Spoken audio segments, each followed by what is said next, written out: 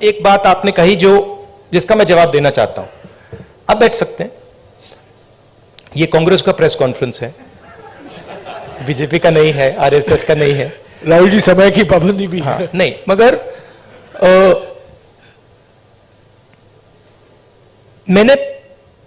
मैंने पहले कहा किसी प्रेस कॉन्फ्रेंस में, और आपने मुझे पूछा कि राहुल गांधी में कोई बदलाव आया।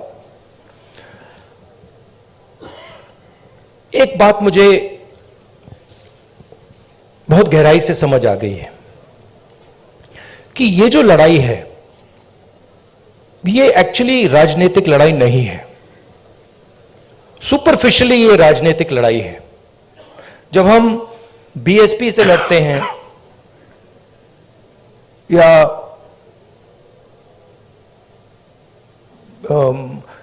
टीआरएस से हमारा चुनाव होता है तो वो राजनीतिक लड़ाई होती है। मगर अब देश में एक चेंज आ गया है। जब से आरएसएस ने इस देश की जो इंस्टीट्यूशंस हैं उनको पकड़ा है, उस दिन से ये लड़ाई राजनीतिक नहीं रही। ये अब दूसरी लड़ाई हो गई है। उसको आप विचारधारा की लड़ाई कह दीजिए, उसको आप धर्म की लड़ाई कह दीजिए, उसको आप कोई भी फ्रेमवर्क दे सकते हैं, मगर वो राजनीतिक लड़ाई नहीं है।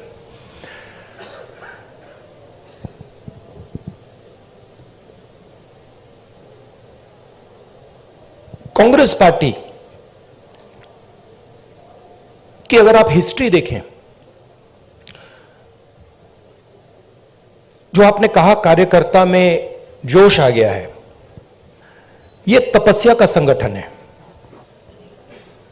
इसको अगर आप तपस्या में लगाते हैं तो इसकी एनर्जी बढ़ती है।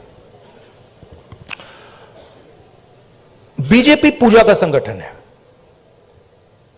उसको अगर आप पूजा में लगाएंगे उसमें स्ट्रेंथ आती है।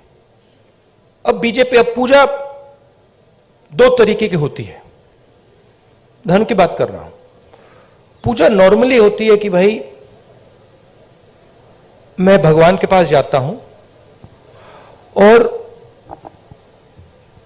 मैं उनसे कुछ मांगता हूं। मगर इनिशिएटिव जो पूजा करता है उसका होता है। ठीक है। आरएसएस की पूजा अलग है। आरएसएस चाहता है कि फोर्सिबली उनकी पूजा हो। मोदी जी चाहते हैं, इसलिए वो आपसे नहीं मिलते हैं, कि फोर्सिबली उनकी पूजा हो और देश में सब लोग उनकी पूजा करें। उसका रिस्पॉन्स एक ही हो सकता है। उसका रिस्पॉन्स तपस्या ही हो सकता है और कोई रिस्पॉन्स नहीं हो सकता है।